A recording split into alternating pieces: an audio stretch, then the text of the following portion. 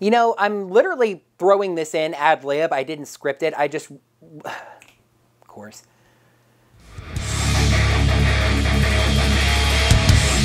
Hello there, heroes. I'm the Orange Ranger, and welcome to the 2020 off-season. And thanks to this continuing guitar pick-shaped curse, welcome back to the Tattooed Teenage Alien Fighters from Beverly Hills episode reviews. If you happen to be new around here, last off-season, my nemesis, the Silver Skull, cursed me to review the 40 episodes of this old Power Rangers knockoff show. I only managed to finish 12 in that off-season, but we stalled the Silver Skull by creating a multi-dimensional portal that sent him somewhere over the rainbow. I don't really know. And being honest, Kaizoku recently picked up a transmission that kind of matches the Silver Skull's frequency, so his return might unfortunately be sooner than later. No better reason to try to get these videos cranked out, huh? This show is ridiculously episodic, so there's not really a "this is where we left off" to tell you about. Lori, aka Scorpio, Gordon, aka Taurus, Drew, aka Centaur, and Swinton, aka Apollo, are 4 Beverly Hills teenagers chosen by Space Blob Nimbar to fight against the evil Emperor Gorganis, his purple bird monster pet Lechner, and their small army of monsters as the Tattooed Teenage Alien Fighters from Beverly Hills, aka the Galactic Sentinels. Picking things up, when people go into battle together, it's important for them to have utter confidence in each other. But what happens when that confidence gets shaken? Let's find out by taking a look at the 13th episode of long title show, Trust. As always, 13th episode in a row, things start out on the planet Molecula, where Gorganis has redesigned the Electric Knight Voldeck to be stronger somehow. He sends the Knight to Earth with a power receptacle, basically allowing it to grow stronger, store power, grow stronger, store power, grow stronger, store power. What doesn't kill you makes you stronger! At the cafe, Lori has sweet-talked Gordon and Swinton into helping her gather research data for a sociology project. There's a part I honestly didn't really get at first and still kind of don't. I think it was just a gag where Gordon gets a survey where the parent's occupation question is answered with gibberish. Anyway, the part of the scene that really matters is that Drew rankles at the question, saying who your parents are or what they do doesn't matter. It's who you are that counts. Gordon says, "This is Beverly Hills, baby! Of course who your parents are matters." We get another one of these silly little cutaway shots to the monster showing it destroying a radio station that I'm pretty sure we've seen destroyed before. I actually do like seeing the monster wreaking actual havoc and not just a stock shot of a random building exploding. However, I will say that the fire in this shot is pretty badly superimposed in. We move over to the school where Lori asks Drew to please fill out her survey. Hers is the last information she needs to finish the project. I find this kind of odd because generally in polling it is fully acknowledged that you're not getting the entire group that the questions apply to. It is a sample of the population, not the entire population. Drew just turned in a blank survey with no information on her family background, which is, I guess, what the survey is about. Drew suddenly leaves, saying that her aunt said she needed to open a gate for some landscapers. Swinton and Gordon show up, and Gordon drops a line that's rude even for him, calling Swinton and Lori megabyte and overbite. He gets his comeuppance for it, though. As he goes to open his locker, he gets zapped. Swinton denies that he did anything, and they then realize that every locker in the hallway has been opened. Swinton thinks it might be related to the lightning strike and says it might just be a result of static electricity. That's not how it works. Gordon, continuing to feast on butthead flakes, starts snooping around Drew's locker and finds a diary.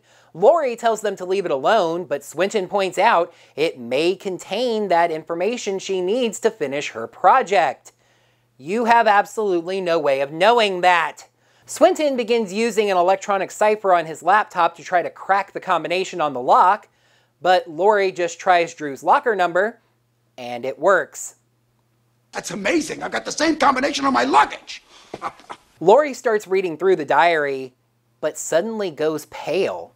Gordon snatches the diary away and reads the page, realizing this is why Drew doesn't talk about her parents. Interestingly enough, the audience does not get to know yet what is going on with Drew's parents, as it just fades to black and we change scenes. At Drew's house, she's searching for her diary, because apparently the others took it with them instead of putting it back into her locker for some reason. Well, I guess it's so this scene can take place. They bring it back to her and she thanks them, even saying that she has to go to work, but they're free to stay there, maybe use some of the extra swimsuits in the pool house and go swimming. However, Gordon just cannot help accidentally revealing that he knows how Drew called him an arrogant bore in her diary, and she realizes that they read it. Sorgan sells the crud out of this scene.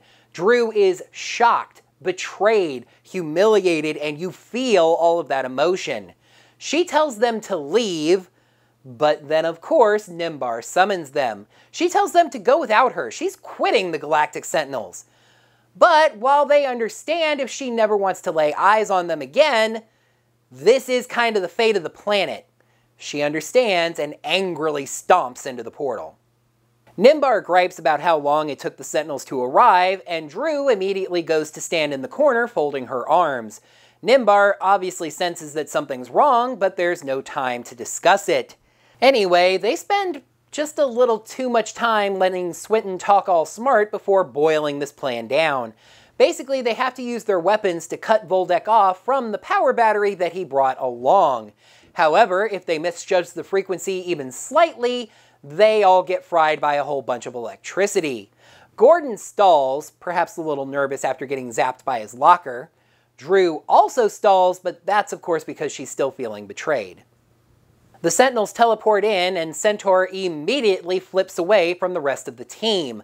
Voldek fires a beam that freezes Apollo, but the other two zap Voldek and Apollo is freed. Scorpio says that they could really use Centaur's help, and she flips back over to help Apollo up. The team then retreats. Excuse me, the f did you just say? You know, I actually have trouble deciding whether I more like or dislike the fact that the Sentinels retreat a lot more often than you see a team of Power Rangers do. On the one hand, it's a lot more strategic. On the other hand, they don't seem nearly as effective. Anyway, Gorganis has somehow figured out the frequency of the Sentinels' weapons, which seems like a far bigger deal than they make of it, and programmed Voldek's shields to match. Gordon says they can just pick a new frequency. But for some reason, Nimbar says that he can't reprogram their weapons there right now. There's no time. They have to do it out on the battlefield. As you are about to see, there's time. Drew is stalling again on going back out to the battlefield, and this time she's not getting talked out of it. She no longer trusts her teammates. And that gets Nimbar's attention. Trust is vital between the Sentinels, Nimbar says, and if that trust has been broken, they have to fix that right now. The others ask Drew, to be honest, they kind of very nicely and politely ask her to get over it, but she can't. Sure, they aren't friends. I'd argue with you on that, Drew, but anyway. But she did trust them, now she doesn't. Gordon says the best that they can do is just try to forget what they read in the diary. Swinton says they don't have to try. They can forget. Yes, he suggests using the memory fader to literally erase their memories of Drew's diary. Nimbar is willing, but he has a slight objection. He has to program the fader quickly, because he can't decide whether or not they have time for this. So there could be errors in the programming that erase vital information. In fact, after programming the fader, he more directly refers to the errors in the programming. Drew doesn't seem to care, telling them to do it. No, no, no, no, no, no, no, no! Listen, I get that Drew feels betrayed, and depending on what that information was about her parents in the diary, she may feel better with the Sentinels not knowing it. But this is far too risky. There is a monster out there right now, and there's at least a chance that doing this will make the Sentinels forget that they are the Sentinels. Maybe after this fight, but even then, listen, what's done is done. It's not like Drew's going to trust them after erasing their memories. She still knows what they did. And holy Nimbar on a platter, sometimes this show actually impresses me with the level of thought that goes into its writing. They thought of that. Gordon points out that Drew is still going to know, so she should really use it on herself as well, so none of them remember this. She's fine with that, using it on herself right away. Gordon points out that now that Drew doesn't remember, they're actually kinda off the hook. But no, this is a matter of trust, Lori using it on each of the boys, and then herself. The four of them wonder what they're standing around waiting for, and they get back to the battle. Their weapons still have no effect on Voldek, because they forgot to reprogram them. Yes, the memory fader. But apparently hasty reprogramming of the memory fader means incomplete memory erasure. They do remember that they had to recalibrate their weapons, but don't remember what they were setting them to. 1, 2, 3, 4, 5. Eventually, though, Scorpio remembers the code and tells the others, and they reset their weapons. Now they can really take care of Voldek by destroying his battery. I guess we can assume the battery was also shielded. Anyway, without his power source, Voldek teleports away. Back in the cave, the other Sentinels ask Lori how she was able to remember the code. She didn't so much remember it as figure it out. You see, the code was 5, 5, 5. 2, 2, 2, 3, 3. 3. and the day that the Sentinels became the Sentinels was May 23rd. 523. Cute. Anyway, Lori realizes she has to go turn in her sociology project, but Swinton says she still doesn't have any data on Drew's parents. She realizes that she doesn't, but says, oh well, 99.8% responded, I guess. You know, I'm literally throwing this in ad lib. I didn't have it scripted, I just realized it while I was filming. But Drew did give Lori back a survey. It was just blank. So, such and such percentage of respondents said blank. The wrap up to this episode is just kind of weird. So I didn't mention it earlier because I thought it was just a dumb gag, but when Gordon got zapped by his locker, he used a key fob to turn it off like a car alarm because apparently Gordon has an electronic lock on his locker. But feeling like it failed when it zapped him, he grabbed a normal lock, but now he can't remember the combination. Swinton decides to solve the Gordon lock the same way the Gordian knot was solved, by cutting it. But oops, Gordon had taken a lock from Swinton. That's so funny. That's so funny. Anyway, the important, I guess, aspect of this scene is that Drew leaves for work but drops her diary. Lori picks it up and gives it back to her. Drew asks if she looked at it. In the 2 seconds since you dropped it, Drew? Lori says no, of course not, and Drew says she's happy to know that she can at least trust them. Excuse me, what? I don't know how to feel. Read signs now. Episode 13, Trust. Pros, K. Jill Sorgen's emotional acting, a focus on team building, and a creatively structured fight. Cons, very confusing moral, if there even is one. Gorganis didn't have a plan, and odd characterization. This one kind of twisted my brain. I don't know where to rank it. I think I had more issues with it than praise for it, so I'm gonna split this right down the middle. Trust gets 2.5 signs out of 5. This is gonna spoil the eventual recap summary video of the show just a little bit, but K. Jill Sorgen, whose name I should now note is actually Jill Urbach, stopped acting after this show. She's written 2 romance novels, teaches at a Christian school, and moonlights as a jazz singer. The point being is that the actress stopped acting after doing this show, and I really think that's a bit of a shame because I would say at this point, she is far and away the best actor on the cast. She perfectly reflected the range of emotions someone would feel when their friends read their diary or journal. Heartbreak, sadness, betrayal, etc. I really felt for Drew. At first. This show has never been afraid to address team dynamics, especially how 4 people who did not know each other and were not friends prior to the situation would grow to work together as time went on. Power Rangers, especially Mighty Morphin in its early days, only had one of the Rangers do something bad to the others as the result of a spell, and then everything was honky-dory when the spell was broken. Here, it's just people being people, doing bad things to each other because people make bad decisions sometimes. This is one that I really had to stretch for, but this show likes to play with the structure of a fight. Again, look at Power Rangers.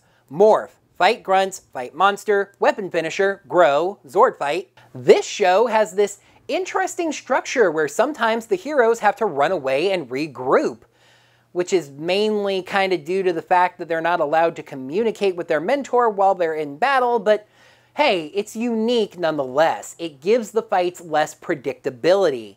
And notice, this was another episode with no Nitron. Heck, they won by blowing up a giant battery. But the writing of this show can just throw me for a loop sometimes. And hey, we hope you've enjoyed No Moral Theater, ladies and gentlemen, because if this episode was trying to teach a lesson, I didn't get it. Drew's friends, and shut up Drew, they are your friends, betray her. They erase their knowledge of it, she erases her knowledge of it, and everything's fine. What's the lesson?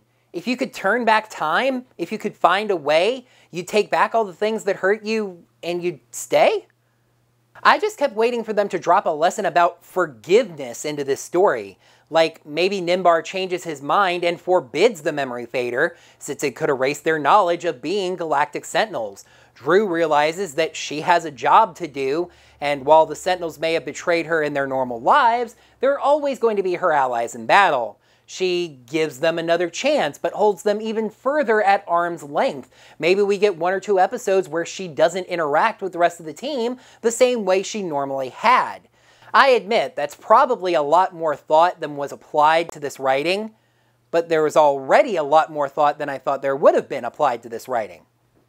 Complicating the lack of a moral even more is that the episode actually never tells the audience what the issue is with Drew's parents. They could have died, they could have done something that got them arrested and they're in jail. We just really don't know. I actually do find that kind of good because it adds a little bit of intrigue and impact to the secret that the audience never finds out what it is, but it also kind of takes away from the morals of the show because we don't know how big a secret this is. Gorganis did not have a plan this week.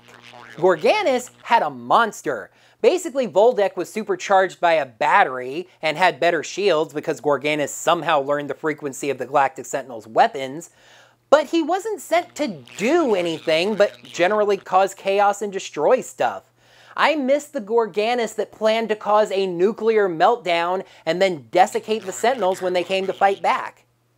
And while I think Drew's reactions were right on the money, other characters felt written slightly off this time. Lori, I think, was fine. We know how obsessed she is with succeeding in school. It was really Gordon that took the extra butthead pills that morning, openly insulting basically everyone, and being the one that went into Drew's locker just because it was open.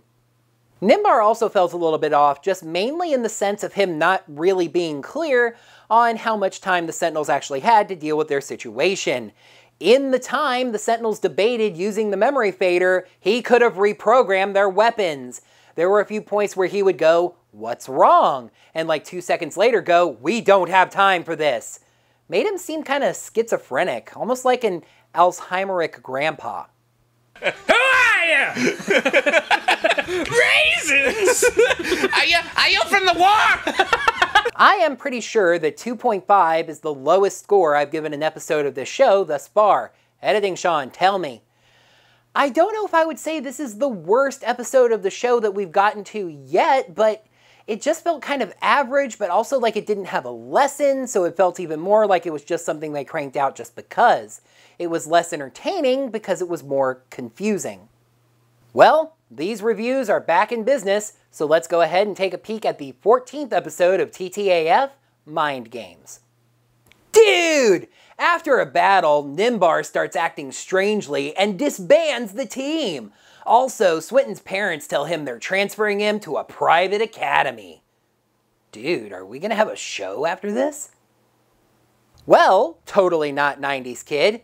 I guess we'll have to wait and see, won't we? For now, that's going to do it for another Tattooed Teenage Alien Fighters from Beverly Hills episode review. Thank you, heroes, so much as always for watching. I got some comments for some of you actually expressing some excitement and anticipation for getting back to these reviews, so I hope you enjoy.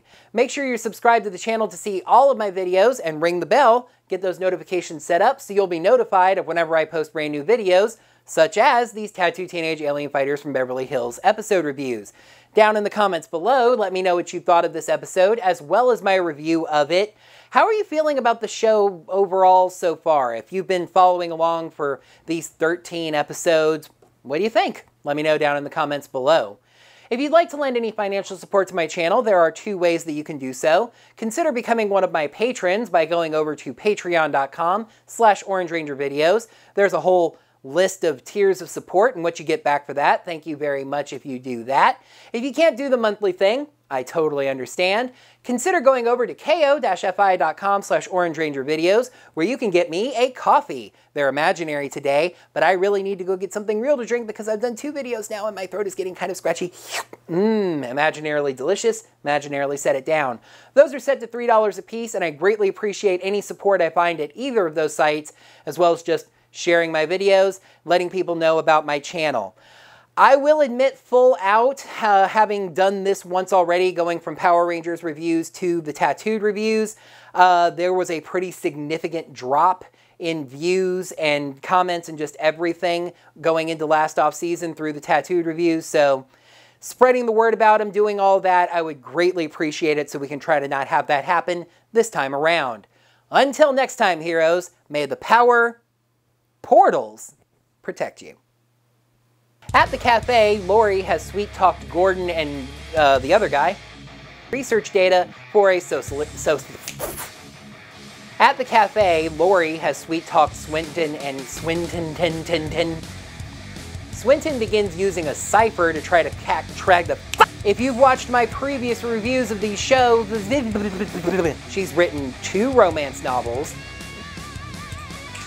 And that's it. Who I should now note is named Foodie Farm. That's probably a lot more thought. So I hope you all feel that way and will enjoy these reviews as they come out. Everything is awesome.